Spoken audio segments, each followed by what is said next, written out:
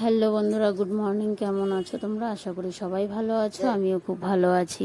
তো চলে আসলাম আজকে নিজেদের একটা নতুন, রোজ যা কাজকর্ম করি সমস্ত কিছু কাজ নিয়ে চলে আসলাম। তো এইদিকে দেখো, আমাদের রাস্তার সাইডে যেহেতু বাড়ি, প্রচণ্ড ধুলা পড়ে, তো সেই জন্য এগুলা রোজ না মুছলেও হয় না, প্রচণ্ড ধুলা পড়ে যায়।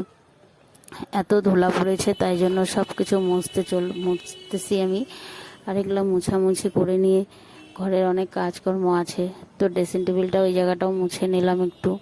আর এদিকে দেখো, চলে আসলাম ঘর ঝাড় দিতে। তো ঘরটা ফটাফট ঝেড়ে যাব এখন কাপড় কাচতে। তো এরা এখানে বসে বসে সবাই টিভি দেখছিল, আর আমি এখানে কাজ করছিলাম।